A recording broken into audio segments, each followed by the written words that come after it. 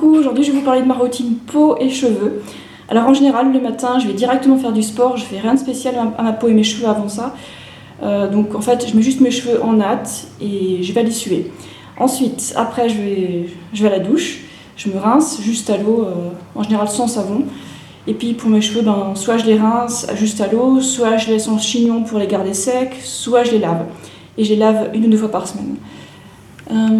Avec un shampoing doux. Et ensuite, je vais aller coiffer mes cheveux en commençant par le bas pour en abîmer le moins possible. Alors moi j'ai les cheveux très très raides et puis c'est pas du tout un problème que je les coiffe quand ils sont mouillés. Voilà. Et ensuite, une fois que je les ai bien peignés avec... ça c'est un peigne en bambou. C'est vraiment génial, c'est bien écolo. Et je fais pareil si je les ai juste... laver au shampoing ou avec de l'après-shampoing. Et des fois ça m'arrive de mettre de l'huile de coco sur la pointe de mes cheveux avant le shampoing pour que les pointes soient pas fourchées quoi. Voilà. Donc je coiffe d'un côté, en fait je sépare les cheveux en faisant une raie comme ça, les cheveux d'un côté et les cheveux de l'autre. C'est plus facile à coiffer pour moi, enfin je trouve. J'ai toujours fait comme ça, donc ne me demandez pas pourquoi, je trouve ça plus pratique je pense. Et ensuite pour la peau, alors en général j'ai pas la peau sèche quand je suis dans un climat chaud, donc en général je mets rien. Et puis des fois quand je sais pas, je sens que la peau qui tiraille un peu, peut-être que c'est à cause du chlore qui est dans l'eau, ou alors je sais pas, parce que je sais pas. Et des fois il y a des raisons, peut-être que parce que à cause de la pollution des fois, je sais pas. Ou alors des fois parce que je prends la douche avec Paul qui met l'eau un peu trop chaud. Et l'eau chaude, moi, ça me dessèche la peau. Enfin, je pense que je suis pas la seule. Hein. Donc dans ce cas-là, quand je sens que j'ai la peau sèche, je vais utiliser de l'aloe vera, du gel. Voilà, comme ça. Donc j'en mets... j'ai des cheveux sur les mains. Attendez. Donc, voilà ce que je fais. Je mets de l'aloe vera, comme ça. Voilà, cette quantité-là. Et pour faire simple, je vais mettre aussi... juste quelques petites gouttes d'huile de coco ou une autre huile végétale, hein.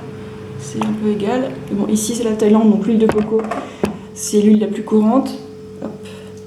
Je mélange tout ça dans la main. Ah, j'ai oublié de coiffer les cheveux en arrière.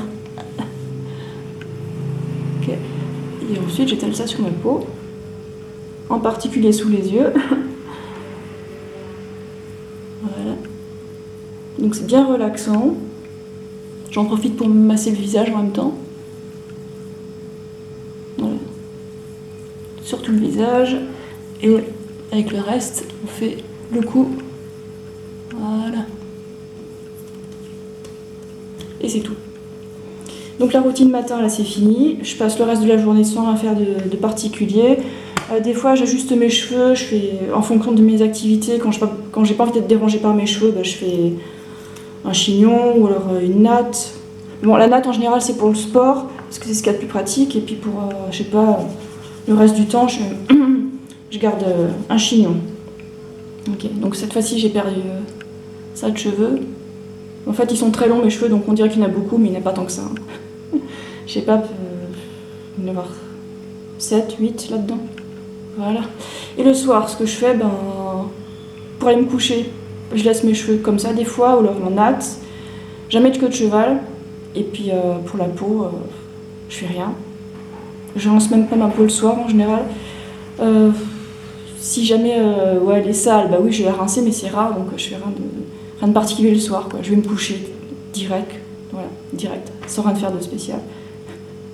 Et pour le reste de ma peau, à part le visage, rien, je fais rien. En fait, cette routine est très très simple parce que ma peau elle adore le climat chaud, mais si j'étais en hiver en France, ce que je ferais, j'utiliserais de l'aloe vera et de l'huile de coco presque tous les jours. Enfin, c'est comme ça que je faisais quand j'étais en France, parce que l'hiver quand il fait froid et quand l'eau du robinet elle est assez agressive, moi je sens que ma peau est desséchée et du coup j'utilise de l'aloe vera et de l'huile de coco. Et pour les cheveux, je fais pareil. En hiver en France ou alors ici en Thaïlande. Enfin, pour moi ça change rien. Et sinon j'ai arrêté de faire des bains à l'huile de coco. Ouais, c'était bien pour quand je voulais en prendre soin, mais bon là c'est bon, ils sont longs, ils poussent tout seuls. il n'y a pas de souci, je vais pas m'embêter avec des routines qui prennent 3 plombes. Et puis je sais que les gens qui me regardent, ils n'ont pas forcément 3 heures à consacrer à leur routine cheveux et peau tous les jours.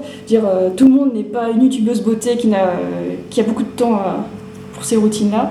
Donc voilà, vous avez vu, il n'y a pas grand-chose à faire. Si vous sentez que votre peau elle est sèche, aloe vera et un tout petit peu d'huile végétale, ensemble, c'est vachement important de les utiliser ensemble.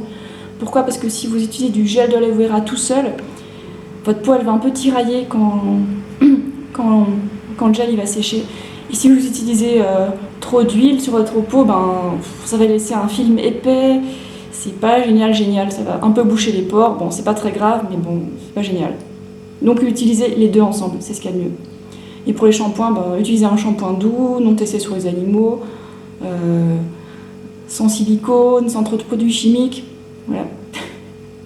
Et si vous avez besoin d'un après-shampoing, vous pouvez essayer d'utiliser un peu d'huile de coco en fait avant le shampoing pour remplacer l'après-shampoing.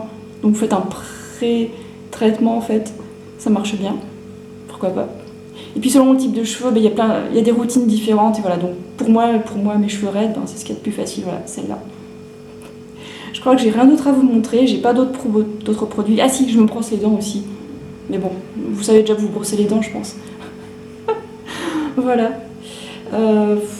Sinon pour les ongles, en fait je laisse pousser mes ongles. Et puis dès qu'ils ont... ouais.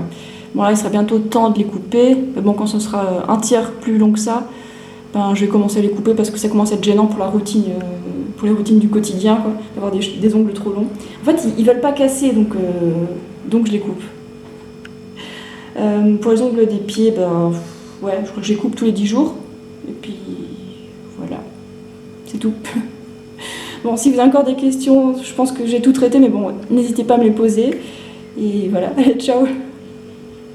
J'ai oublié un détail. En fait, des fois, pour certaines vidéos, je me maquille. Et juste après la vidéo, je me démaquille. Et c'est tout simple. En fait, j'utilise un coton et de l'huile de coco. Quelques petites gouttes. J'essuie. Et c'est fini.